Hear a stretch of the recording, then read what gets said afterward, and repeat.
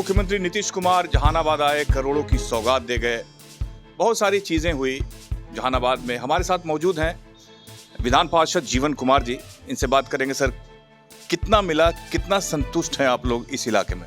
देखिए, हमने नहीं सोचा था कि जहानाबाद को इतना मुख्यमंत्री दे देंगे। जहानाबाद अरवल का विकास के लिए मुख्यमंत्री जी के दिमाग में इतना बड़ा ड्रीम है। पहले जब हम लोग सोच रहे थे कि भाई जहानाबाद आएंगे तो ठीक है, कुछ उद्घाटन करेंगे, कुछ शिलान्यास करेंगे, लेकिन जब यहाँ आने के बाद मैंने देखा कि भाई 200 करोड़ से ऊपर की योजनाओं का उन्होंने शिलान्यास किया यहाँ पे, और बहुत कुछ दे के गया यहाँ पे। उनका ड्रीम है कि जहानाबाद को एक बढ़िया बिहार का बड़ा शहर बनाया जाए और बिहार का एक डेवलप्ड शहर बनाया जाए, और इनका ड्रीम हम लोग को बड़ा पसंद आया काफ़ी उन्होंने। और हमारे अभी हाउस में वहाँ जो बैठे थे हम लोग समाहरणालय में, तो कई विधायक हमारे साथ थे, पक्ष के विपक्ष के, और सब लोगों को मैंने देखा कि बड़ा बारीकी से सुने, और जो उनके पत्रक थे, जो पत्र लाए थे लिख के समस्याओं पर, उन सबको बारी बारी से मुख्यमंत्री जी ने अपने जो उनके साथ प्रत्यामृत जी आए थे और भी जो चीफ सेक्रेटरी साहब आए, तो सब लोगों को बोला भाई देखिए इसको इनकॉर्पोरेट कीजिए, और जो भी हमारी योजनाएं आज के लिए जिसका हम लोगों ने घोषणा किया है उसके साथ इसको भी इनकॉर्पोरेट कीजिए, और ये भी कैसे लागू हो इसको देखना है। मेडिकल कॉलेज की भी उन्होंने जी, अरे कितनी बड़ी बात है कि जहानाबाद में मेडिकल कॉलेज का मतलब समझ रहे हैं। पूरे बिहार में गिने चुने ऐसे जिले हैं जहां मेडिकल कॉलेज की स्थापना हुई है, उसमें जहानाबाद को भी इन्होंने ले लिया है। और इसके अलावा बालिका छात्रावास और कई चीज़ें इन्होंने यहाँ पर ली, कई रोड्स का शिलान्यास किया। तो एक बड़ा एक ड्रीम टाइप का लग रहा था, एक सपना टाइप का लग रहा था कि जहानाबाद के डेवलपमेंट के लिए, अरवल के डेवलपमेंट के लिए इतना बड़ा वो काम करेंगे, और बड़ा अच्छा माहौल था।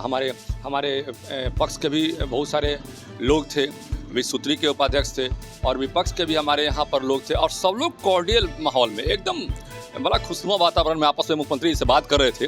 सब अपनी बातों को हमने देखा कि रामबली जी थे, हमारे विपक्ष में सुरेंद्र जी थे, और ये महानंद जी थे, विधायक थे। सब लोगों ने मुख्यमंत्री को धन्यवाद भी दिया, और सब लोगों ने मुख्यमंत्री जी को कहा कि सर आपने तो बड़ा अच्छा काम किया। सब लोगों ने मुख्यमंत्री जी को बोला कि आपने बहुत अच्छा काम किया और इतना डेवलपमेंट के बारे में सोच रहे हैं। सब लोगों ने बड़ा बेहतर ढंग से। लेकिन जो रामबली जी हैं, घोसी के विधायक हैं, अरवल के विधायक हैं महानंद जी, इन्होंने तो प्रगति यात्रा को दुर्गति यात्रा कहा और भी बहुत तरह के आरोप लगाए।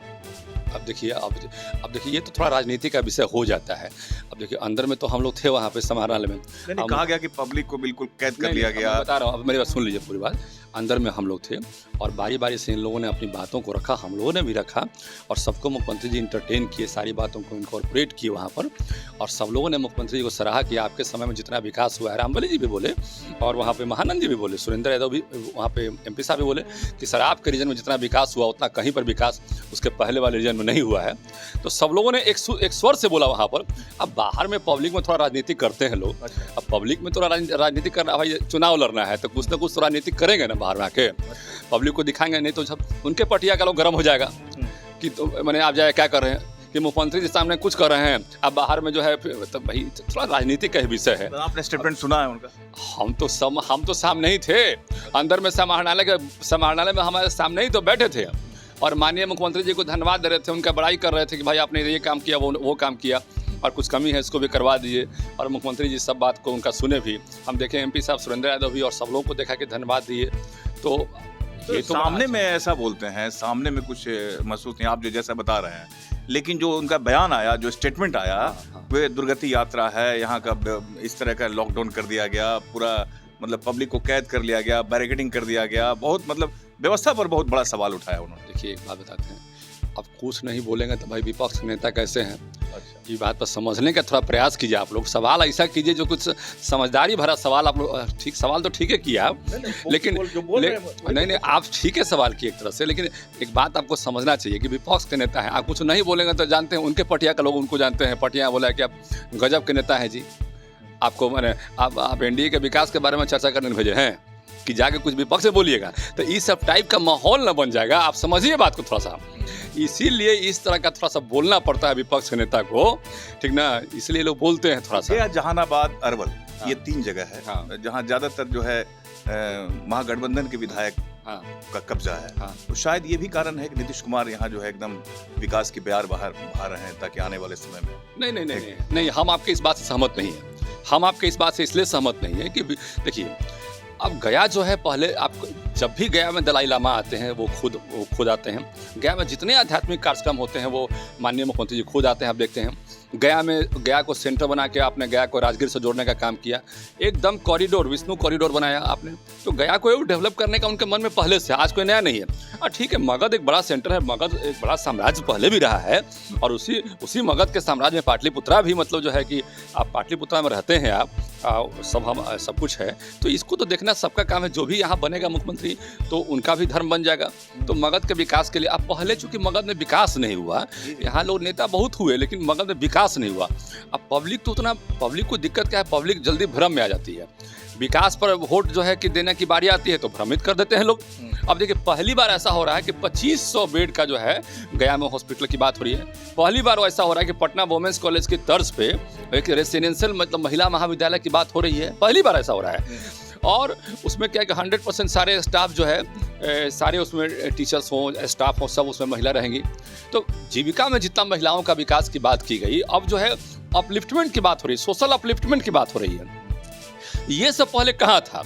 अरे पहले के ज़माने और आज के ज़माने में तो बहुत अंतर आ गया ना। पहले शाम के 6 बजे लोग घर से निकलते नहीं थे। अब आजकल लड़कियां जो है साइकिल से, मतलब कि तो नीतीश कुमार कह रहे हैं हर जगह। अब भाई तो आप देख लीजिए ना, आप ही के आसपास में देख लीजिए, मोहल्ले में देख लीजिए कि सारी चारों तरफ देखिए, घूमिए, वहाँ पे लड़कियां जो है मोटरसाइकिल चला रही हैं, वो स्कूटी चला रही हैं, साइकिल चला रही हैं, और साइकिल पर अपने बैठ रही हैं प्लस घर के लोगों को बैठा के ले जा रही हैं। पहले तो एक बंधन में थे लोग।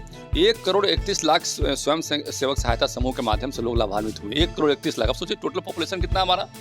और इसके अलावा अब तो शहरों में भी जीविका का मिशन चल रहा है। भारत सरकार ने आजीविका मिशन दिया। तो भारत सरकार और बिहार सरकार मिलकर काफ़ी काम करी। और नीतीश कुमार तो हमारे मुख्यमंत्री जो है लगातार विकास के बारे में सोचते हैं। और इतना बड़ा जो प्रोजेक्ट यहाँ पे 200 करोड़ से ऊपर का जो प्रोजेक्ट दिया तो सब लोग खुश थे। तो अब लगता है कि एनडीए की सीटें बढ़ेगी मगध में, जिस तरह का विकास किया जा रहा है या जिस तरह का लोगों को बताया जा रहा है, कहा जा रहा है। देखिए पब्लिक तो रिवार्ड देती है और पब्लिक को ये पता है कि भाई कौन क्या कर रहा है। और इतना पब्लिक सोची नहीं होगी जितना मतलब कि यहाँ पर आज करके चले गए। वो इतनी जो है लगातार विकास के बारे में सोचते हैं।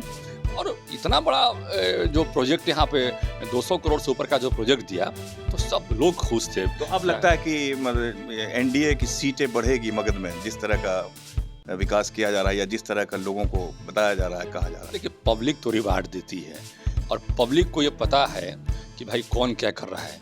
और इतना पब्लिक सोची नहीं होगी जितना मतलब कि यहाँ पर आज करके चले गए। वो इतना घोषणा करके चले गए। और सबसे बड़ी बात है क्या कि नीतीश कुमार जी हमारे जो मुख्यमंत्री हैं, जो घोषणा करते हैं उस पर अमल करते हैं। उनके जो चीफ सेक्रेटरी हैं, जो वहाँ पर बैठे लोग हैं, उसको फॉलो करते हैं कि भाई इसको काम को जल्दी करवाओ। तो ये एक उनके अंदर एक डेवलपमेंट का जो है ना, एक मिशन टाइप का है। इसके चलते यहाँ पर डेवलपमेंट का बयार बहेगा। और आने वाले समय में आप देखिएगा कि खासकर जहानाबाद की हम बात करें, अरवल की बात करें, तो एक नया डेवलपमेंट आपको दिखेगा जो पहले डेवलपमेंट आपको उतना नहीं दिखा होगा। चारों तरफ से यहाँ पर रोड्स का निर्माण हो रहा है। जहानाबाद में, अरवल में चारों तरफ एकदम हर जगह देखिएगा आप आने वाले समय में कि लोग यहाँ पर बाहर से आके यहाँ पर बसने लगेंगे, बाहर से लोग आके इंडस्ट्री लगाने लगे। आपने पहले भी देखा कि जहानाबाद का जो पटना से दूरी था उसको कम किया मुख्यमंत्री जी ने। पहले जहानाबाद से लोग को पटना जाने में 2 घंटे लगते थे, अब आज कितना समय लगता है? 40 मिनट समय लगता है। तो 40 मिनट की दूरी कर दी उन्होंने पटना से। 40 मिनट, अब 30 मिनट में जहानाबाद पहुँच जाएगा पटना से। बताइए तो ये किसका देन है? इसके अलावा अब यहाँ पर हॉस्पिटल, यहाँ पर और भी बड़े बड़े संस्थान, रोड्स, हर चीज़ को अच्छा कर रहे हैं यहाँ पे। तो अब तो सब लोग खुश रहे, भीतर सब लोग खुश हैं। थोड़ा राजनीति तो करते ही नहीं लोग वहाँ पर। अब विपक्ष के हैं तो थोड़ा राजनीति नहीं करेंगे, आप समझिए थोड़ा सा। चलिए, धन्यवाद है आपका। तो विपक्ष के लोग हैं तो राजनीति करेंगे, राजनीति नहीं करेंगे तो क्या करेंगे, यही कहना है विधान पार्षद जीवन कुमार जी का, जिन्होंने कहा कि माले के लोग जो बोल रहे हैं वो राजनीति कर रहे हैं और विकास की बयार बह रही है। पूरे मगध में एक नीतीश कुमार के माध्यम से एक अलग विकास बह रहा है और 2025 में एक बड़ा फायदा एनडीए को मिलने की संभावना है। आप देख रहे हैं हमारा खास कार्यक्रम, देखते रहिए, लाइक कीजिए, शेयर कीजिए और सब्सक्राइब जरूर कीजिए। नमस्कार।